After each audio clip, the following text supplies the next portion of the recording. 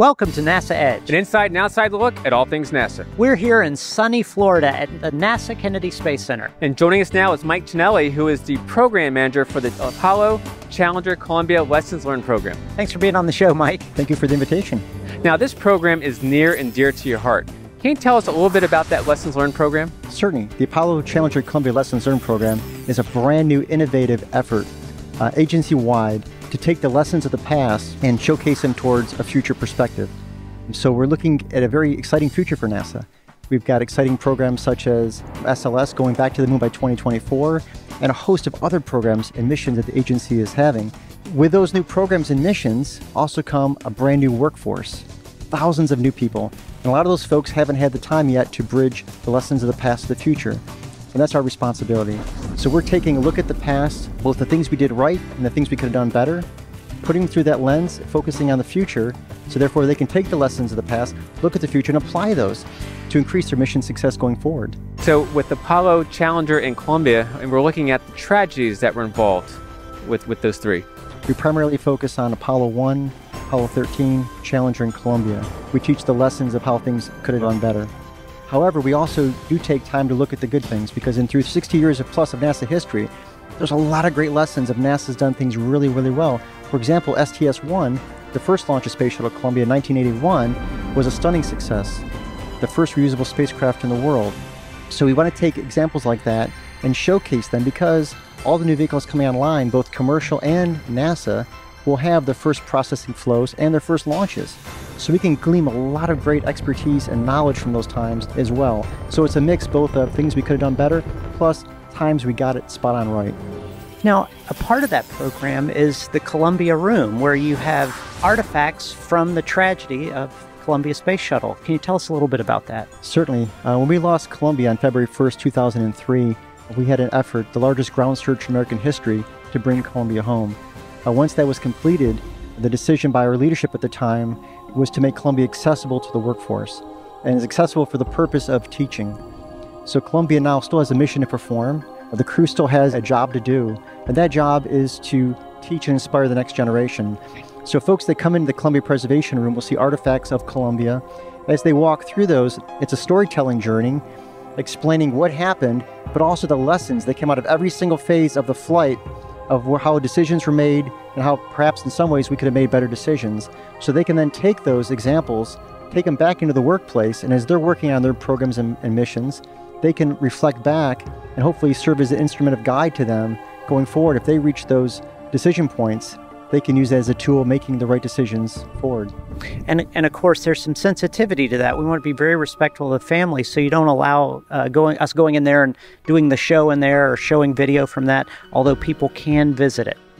The families have been unbelievably gracious in allowing us to share Columbia with our workforce for teaching purposes. We thank them very much for that. We take really good care of Columbia and protect her very well, as if she was still solid flight hardware flying. So we want to protect the dignity and the respect and reverence of the room. And within those constraints, we take folks in the proper way and make it a teaching, a learning environment, if you will. Now, as you started this program, how important was it to you to get senior leadership behind this? That's one thing. When you start a brand new program up, buy-in and collaboration is key. So my first step was to approach our senior leadership. I am so humbled and thankful that our senior leadership stepped right up and gave full support and backing to the creation of this program. And that support has not only continued, but it's strengthened over the last couple of years. So in great appreciation to our leadership for helping us. Speaking of leadership, we had a chance to sit down with Bob Cabana to get his perspective on the Apollo Challenger Columbia Lessons Learned program. Let's check it out. Bob, I know you're very familiar with the Lessons Learned program, but tell me a little bit about your history with the program. So it's one of the things I'm very proud of here at Kennedy Space Center. Mike Cinelli has just done an outstanding job. And what we don't want to do is forget the lessons learned from the past. You know, after the Challenger accident, they just kind of took what remained a Challenger and buried it in a silo. And it was like, we want to forget about this and move on. Columbia was different. We have Columbia in a room preserved over in the Vehicle Assembly Building. And it's actually used by universities. Folks can get parts loaned out to them for research to help make spacecraft better, to learn about the impacts of, returning in that kind of environment, what we can do to make it better. But the more important part is not just the way we have treated the hardware, but it's also how we treat our people and the lessons that we want to remember from this. You know, if you look at Apollo, Challenger, Columbia, all the time when you go back, the hardware was talking to us, and Challenger was the normalization of deviancy, that we had O-rings that were bad, we saw soot, but we came to accept it because nothing bad happened. And then you look at Columbia, the foam's coming off, but nothing bad has happened, and we accepted it. We don't want to forget that. And part of, you know, Apollo, Challenger, Columbia lessons learned is helping to keep it in the forefront, to help folks see what we learned so that we don't repeat those mistakes again, and help to create an environment where people are listened to. Yeah, I imagine that's very important, that idea of, you know, not letting things become rote and letting them just continue as they were, but constantly being vigilant about looking at all our processes and things like that moving forward. No, I mean, nothing that we do is without risk if it's worthwhile. And flying in space is an extremely risky business. But, you know, we've been given this goal now. Boots on the moon by 2024, right? And I'm all in. I want to see that happen. But we have to do it in an environment that allows people to speak up. Now, that doesn't mean we do what you want to do, but we have to address people's concerns. I greet all our new employees every 2 weeks when they come on board. And I talk about our core values, and I talk about lessons learned from Challenger and Columbia, and the need to create an environment in your meetings where you feel free to speak up. And, you know, we hire a lot of really smart people, okay? But when you're new and you're going to a meeting, sometimes you may know something, but you think, oh, all these other people, they're a lot smarter than me. They've been here a lot longer. They know more than I know. I'm just going to be quiet and listen. And what we have to do is ensure that we get everybody's input so that the decision makers are making informed decisions. And so it's incumbent upon us who are leaders, you have to stimulate discussion. If nobody's speaking up, then you have to ask questions to stimulate that discussion and get people talking so that all the concerns are addressed so that we make our decisions in an informed manner. You know, I had an all hands the other day, and I said, let me see a show of hands out in the audience. How many of you were not here when we lost Columbia? And it was close to half the audience raised their hand, all right? So that's a lot of folks that weren't part of that loss, that grieving, that learning experience that we had. So we have to find a way to make those lessons known to them. If I had my way, every new senior executive at NASA would have to walk through the Columbia room and see the results of the decisions we make. And none of the people that made any of those decisions on Apollo, Challenger, or Columbia thought they were putting the crew in harm's way. They thought they were making good decisions. You know, Mike, Bob talked about when Challenger happened, NASA decided sort of to close the door and put everything away and not even address it. But with Columbia, you came out and said, look, we got to change our ways. I get that question a lot. Folks ask of, why was Challenger handled this way? Perhaps in Columbia was different. And I think the only way to really answer that question effectively is say it's a different time. The folks that handled the Challenger aftermath were doing the very best they could and doing what they thought was best to continue the program and to do what was right. And the folks in Columbia did the same. So I never look back and say which one is better, which one's worse. I say that they're different in many ways. And from having the honor for so many years of helping share Columbia with thousands of folks around the country, I can tell you that the power of Columbia to effectively change the hearts and minds of people and the power that the crew has through their stories, through their sacrifice, has been overwhelming. So I can tell you the impact she's had and will continue to have even larger going forward. You know what's fascinating? One of my tour guests brought this up at one time. He said, do you realize this is the only place in the world that this exists? The only place in the world that you have a spacecraft on limited display that you can teach the lessons learned. That was a very powerful observation and insight.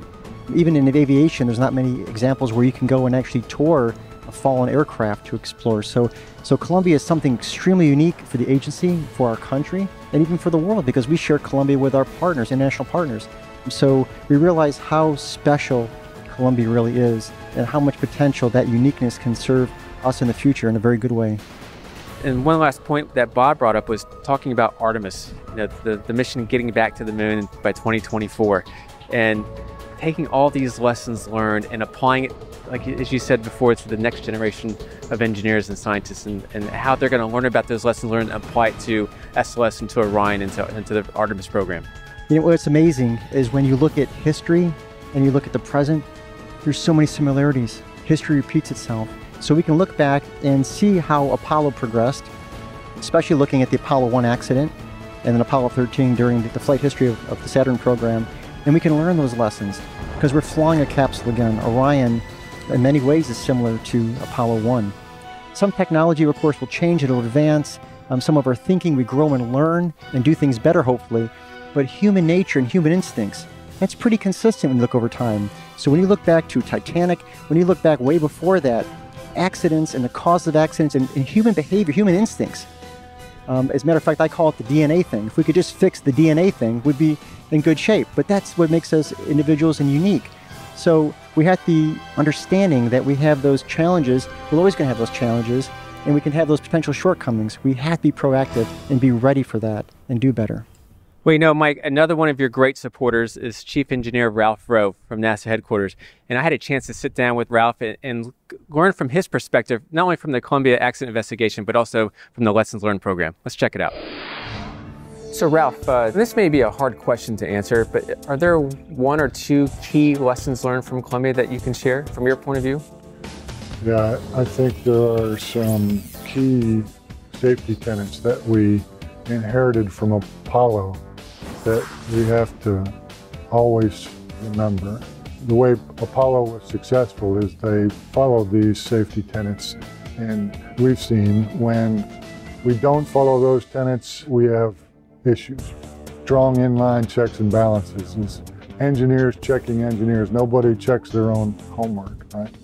Healthy tension between the responsible organizations in the program so that there are separate but equal chains of command, any one of which that can raise an issue and create that healthy tension that we need between the organizations to make the right decisions. And the third tenet is value-added independent assessment, where any program is willing to bring in folks with a fresh set of eyes to look at their critical problems so that they don't make mistakes. And on top of those three safety tenets, leadership has to really create the right environment for those safety tenets to work. So to me, those are the key aspects that I talk about when I talk with our folks and anyone working in our industry, really. And it seems like this is even more important than ever, because now with the Artemis program going back to the moon, with the commercialization of space, working with a lot of partners, a lot of outside companies, it's really not just NASA within, but it's going to be NASA and its partners working this together. So how important is it going to be down the road? Absolutely. It seems like we're almost in a boom era for space, with new companies participating with us more than ever before. And so sharing our lessons, not only with our employees, but our partners, is critical, right? They need to know what we've learned from Challenger and Columbia and Apollo 1, as well as our own folks. So I spent a lot of time going around to those companies and talking about the lessons from Columbia. I know Mike in the Columbia room is going to do a roadshow, and there'll be an opportunity for those folks to see the impact of the hardware from Columbia. And speaking about the roadshow, I'm glad you brought that up, because it's not just a roadshow internal to NASA itself, but it's also to other outside organizations outside the aerospace industry that are interested in our lessons learned. That's right. The lessons just don't apply to aerospace. It's any industry, really. The fundamental things that we made mistakes with apply in any industry, really. So those root causes, those organizational issues that we had, those are things any company could learn from. Mike, thinking the tremendous benefit of this program, can you give us an example of the lessons that you've learned that you've been able to share with NASA and maybe some of its partners? Certainly. That's one thing with the lessons we've come through with. They've been very applicable across industries and programs, which is very interesting. For example, communication. It's one of the things we do every single day. We communicate. It seems like all we do today. We're texting, we're typing, we're talking, communicating in a whole different array of ways. But are we communicating effectively? When we look back at Challenger, for example, we can see so many examples throughout pre-launch of where people did not communicate effectively or communicated in ways that perhaps weren't very effective to getting the right results. We look at Columbia and how we handled that situation. There's also many examples of where we could have done much better. So communication is something that even though we do it a lot, doesn't mean we do it great all the time. So we look at that, we can take those lessons and apply those into other industries. It could be any industry, it could be our home lives. Those lessons are so applicable across all kinds of genres. Another one, for example, is normalization of deviance. And that's a fancy NASA way of saying something that creeps into our system that slowly changes over time that shouldn't, but it's kind of a hitchhiker onto change. For example, during Challenger's time, before Challenger, we start seeing small degradation of the O-rings. We start getting used to seeing that damage. We didn't forget about it, we didn't ignore it, we were working the problem, but it became normalized, almost expected in some ways. Fast forward to Columbia, we start seeing foam coming off the external tank since the first flight. We dealt with that issue for decades, trying to find a solution to it. We got very used to the foam coming off. And as a matter of fact, I'll speak for myself, when the vehicles would come back home after landing, you'd see some damage on the belly. And if the vehicles had less damage, that seemed a little abnormal. You were expecting to see more damage. So that became normalized over time. Those are that human DNA I mentioned earlier. It's so easy to sneak into our system. How often have any of us driven with our car and you have that little light on the dashboard on? And then that one day... You're shaming us. I heard stories about you. And then one day the light goes out, right? And it's like, wow, why'd that light go out? That's really weird. Well, I could probably guess when you bought the car, it didn't come off the lot with that light on, right? But we got so normalized to that, or the knock in the engine, or that thump in the tire. We just, as people, get normalized and used to things that are different. So although stuff does change, we got to be extra vigilant to watch out for the things that shouldn't change and then respond quickly to those, communicate effectively to those, and solve it before it becomes a larger issue. Well, is it fair to say, in that regard, let's take the car for as an example, where, you know, when we drive our car, we hear the knock, we always say, well, we'll deal with it next week, we'll deal with it the week after, until something happens where we can't drive the car.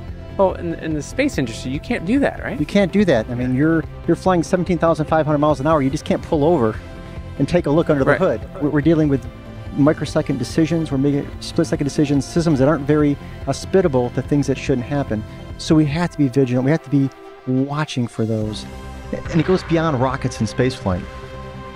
These critically important lessons can help us do better in other fields, like public and private aviation, in the automotive industry with safer cars for our friends and our families. Other modes of transportation like trains, helicopters, and ships can benefit. They can even help us in construction, leading to safer equipment, which help us lead to safer roads and buildings and bridges. You know, we're also very honored to be sharing our lessons with the Department of Defense and all branches of our military as they try to ensure the safety of our heroes, whether they be on land, in the skies above us, or even under and on the sea. Excitingly, we're now even building strategic partnerships with folks we never before envisioned, like the Centers for Disease Control and even the nuclear power industry. Simply put, there are so many different and diverse areas where we believe we can make a really great contribution to our future. Wow, Mike, you're working with a lot of institutions and companies. But with Lessons Learned, it's not just about number of partners, it's also about diversity of voice. We went to NASA headquarters to find out how NASA is making sure we listen and learn from every voice within the agency. I'm here at NASA headquarters today talking with Steve Shih. Steve, tell us a little bit about what you do here at NASA. Sure, I'm the Associate Administrator for Diversity and Equal Opportunity here at NASA. And what that means is it's my job to help the different organizations and people at NASA work together effectively. You do a lot of work in your office, but tell us how you're working with the Lessons Learned program.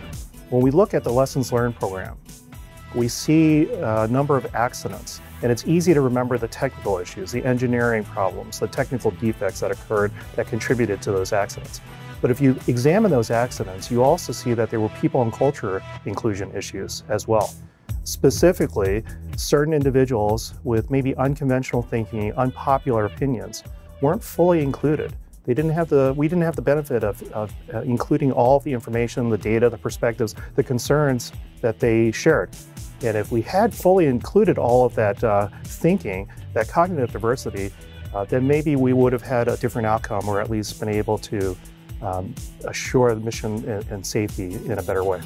How does that stretch out into NASA's partners in how they conduct business as it pertains to risk management and a diversity of opinions and information?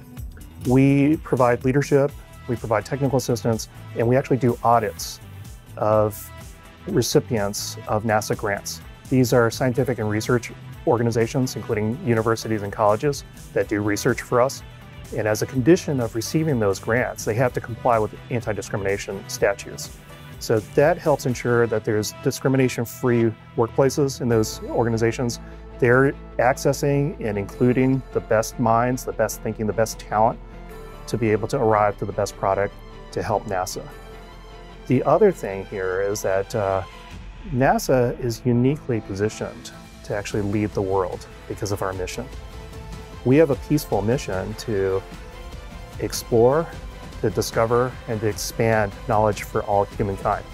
And so because of that role, not only is the work we do inspirational, but if you look at the technological advances that we bring to the world, the way individuals and organizations will follow our leadership because of the inspiration and because of what we're doing.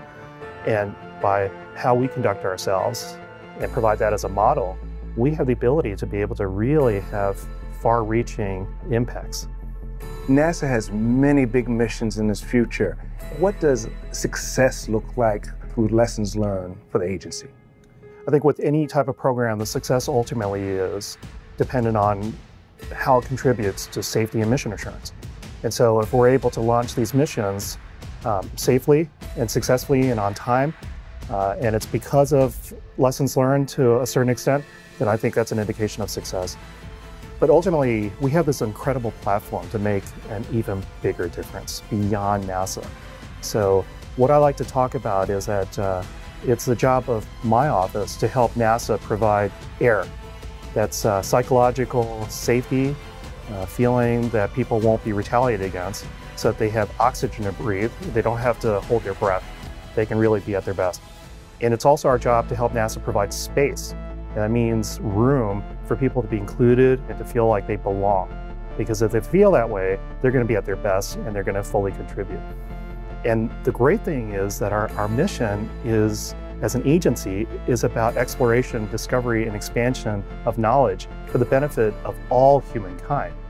And so I like to say at NASA, we make air and space available for everyone. So Mike, another part about the Lessons Learned program that I love is the tour stops. It's kind of like the rock concert tour. You know, I need the t-shirt with the dates on it. Tell us about the tour stops. And that's something really, really exciting coming along. As we talked earlier, the power of the Columbia Room, the power of sharing the artifacts and the stories of the crew and how we can change the future. Over time, I kept thinking, this is great, we're getting thousands of people to the room, but you know what, that's not enough. There's so many more people we can help impact in a positive way. So how do we do that? We can't take them all here to the Kennedy Space Center. We can't bring them all into the VAB or in the Columbia Room. But what if Columbia came to them? So the concept of the Space Shuttle Columbia National Tour became to take Columbia on the road, to bring it to those literally millions of people that can't come here, and to share those stories, to share those lessons forward. So we started off in April. We did April 12th in retrospect of the 30th anniversary of STS-1, the first launch of Columbia. So now we relaunched Columbia on her first anniversary to bring Columbia on our next mission. So the mission continues, mission to inspire, to educate, and change hearts and minds. So we're here at the Kennedy Space Center, and we shared the artifacts in a new display for the workforce. We also had a center-wide event that we had senior leadership there, and the workforce was able to come. As we travel from center to center around the country, Columbia comes, we come with a message, a center-wide event, reinforce training, and then we're also going to take breakout meetings and go into branch level and division level meetings and take this story to smaller groups of folks and have those more intimate conversations on how these lessons can be applicable and helpful to their organizations. And that also isn't limited to NASA centers. There's a possibility that you can go beyond that. That's the exciting part. As this continues, one thing that's just amazed me is the potential. It's unbelievable and it's exciting. Because NASA, our charter is to help everyone, right? We want to make the world a better place and more safe and successful for everyone. So within that charter to go do that, we see the potential. For example, when you look at a firing room and what happens in a firing room to launch a rocket, I would offer to say an operating room and a firing room are very, very similar. And you can't make mistakes. Time is of the essence. Communication is critical. You can't have deviance in the system. You got to be very effective what you do. So there's the medical industry. And I can give you dozens of other examples of how. So I'm more amazed every time you think about it or talk to other folks. You get more inspired of how many ways NASA, through this program, can actually impact in a positive way and partner and collaborate with organizations within the federal government and with outside the federal government, private organizations, international organizations, academia. Incredible. Well, Mike, I just want to congratulate you on a job well done. You still have a lot of work to do because it's just in its infancy, but you're going in the right direction. Thank you. And I'm working with a lot of great people, and the great exciting part of this, it's not just me. I may be leading this effort, but there are thousands of people inside and outside the agency that are going to help make this successful, in addition to the crew that's watching over us as well. So all together, we're going to make this an amazing program and help a lot of people. Awesome. Well, thanks so much, Mike, for being on the show. I feel like I have a lot of lessons I still need to learn, but tell you what, it has been fabulous. Thank you so much for the opportunity. No, thank you. You're watching NASA Edge. An inside and outside look at all things NASA.